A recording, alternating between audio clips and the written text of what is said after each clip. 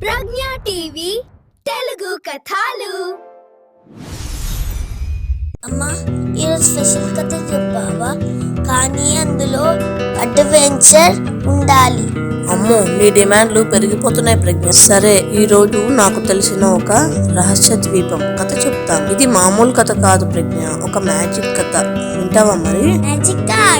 వింటాను. స్టార్ట్ చేయి తొందరగా. ఒక ఊరిలో రాజు, మీనా అనే ఇద్దరు పిల్లలు ఉండేవారు. ఒకరోజు బయట భయంకరంగా వర్షం పడుతుంది. ఉరుములు మెరుపులు వస్తున్నాయి.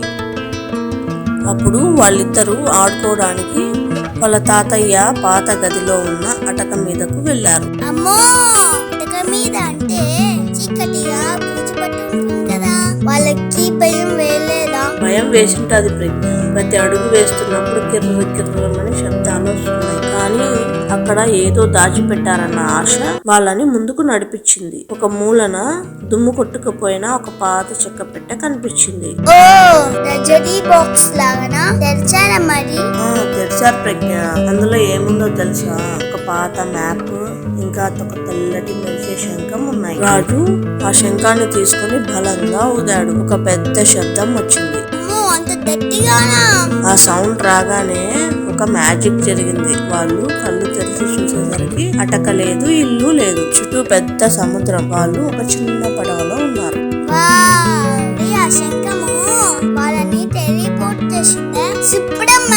కరెక్ట్ గా చెప్పావు ప్రజ్ఞ. ఆ పడవ దానంటది అదే మ్యాప్ చూపించిన దారిలో వెళ్తోంది. కొద్దిసేపటికి దూరంగా ఒక అందమైన పచ్చని ద్వీపం కనిపించింది. దాని పేరే జ్ఞాన ద్వీపం. జ్ఞానదీపమా అంటే అక్కడ స్కూల్స్ బుక్స్ ఉంటాయా ఏంటి? బోర్డు కొట్టేసింది వాళ్ళు. తొందరపడకు ప్రజ్ఞ, అక్కడ స్కూల్స్ లేవు. కానీ ఒక వింతైన కోతి ఎదురైంది. దాని పేరు బాలు. అది మామూలు కోతి కాదు, అచ్చం మనిషిలాగే స్టైల్ గా కళ్ళద్దాలు పెట్టుకుని నిలబడింది. అది సీరియస్ గా ఇలా చెప్పింది, ఆగండి, ఈ ద్వీపంలోకి వెళ్ళాలంటే నా పొడుపు కథకు సమాధానం చెప్పాలి అని చెప్పింది. నిజం ప్రజ్ఞ. సరే, బాలు అడిగిన పొడుపు కథ ఏంటో తెలుసా? కాళ్ళు లేవు కానీ నడుస్తుంది, కళ్ళు లేవు కానీ కన్నీరు పెడుతుంది. ఏమిటది?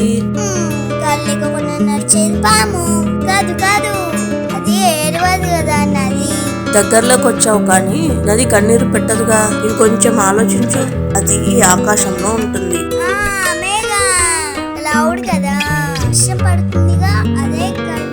సూపర్ ప్రజ్ఞ, నువ్వు కరెక్ట్ గా చెప్పావు. మీనా కూడా అదే చెప్పింది. బాలు సంతోషంగా దారి వదిలేసింది. వాళ్ళు ముందుకెళ్తున్నప్పుడు దారిలో ఒక పెద్ద బండరాయి అడ్డంగా ఉంది. దాని మీద 2 బటన్లు ఉన్నాయి. ఒక బటన్ మీద ధనము అని, ఇంకొక బటన్ మీద జ్ఞానము అని రాసి ఉంది. బంగారం దొరుకుతుంది అనే ఆశతో రాజు వెంటనే ధనము అనే బటన్ నొక్కబోయాడు. కానీ మీనా ఆపి బాగా ఆలోచించింది. జ్ఞానము అనే బటన్ నొక్కింది. అప్పుడు ఆ బండరాయి పక్కకు జరిగి ఒక రహస్య గుహ కనిపించింది. గుహ లోపల కళ్ళు మిరుమిట్లు గొలిపే వెలుగుంది. మధ్యలో ఒక పెద్ద బంగారు పెట్టె ఉంది. రాజు పరిగెత్తుకుంటా వెళ్లి దాన్ని తెరిచాడు. ఈసారైనా బంగారం దొరికిందా అమ్మా? చాలా కాయిన్స్ ఉన్నాయా?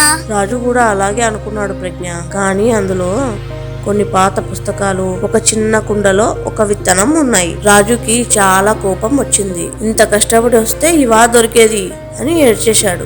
నిజంగానే వెళ్ళక్కమ్మా, పుస్తకం కోసం అంత దూరం వెళ్ళాలా? అక్కడే ఉంది అసలు రహస్యం. ఆ పెట్టెలో తాతయ్య రాసిన ఉత్తరం ఉంది. అందులో ఏముందో తెలుసా ప్రజ్ఞ? పిల్లలు, బంగారం, డబ్బు ఖర్చయిపోతాయి, కానీ మీరు చదివిన పుస్తకాల్లోని జ్ఞానం ఎప్పటికీ మీతోనే ఉంటుంది. ఆ జ్ఞానమే అసలైన నిధి అని అందులో ఉంది. అంటే నిజమే కదమ్మా? అవును ప్రజ్ఞ. మళ్ళీ ఆ శంఖం మోగింది. వాళ్ళ ఇంటికి వచ్చేసారు. కానీ వాళ్ళ చేతిలో ఆ విత్తనం అలాగే ఉంది. ఆ రోజు నుండి వాళ్ళిద్దరికి పుస్తకాలంటే పిచ్చి ప్రేమ పుట్టింది. భలే ఉందమ్మా కథ. నేను కూడా రేపటి నుంచి నా కథల పుస్తకాలన్నీ చదివేస్తానమ్మా. అది నా ప్రజ్ఞ అంటే. సరే, ఇప్పుడు పడుకో. Good night. ఇలాంటి మరిన్ని కథల కోసం లైక్ చేయండి, కామెంట్ చేయండి, సబ్స్క్రైబ్ చేయడం మర్చిపోదండి.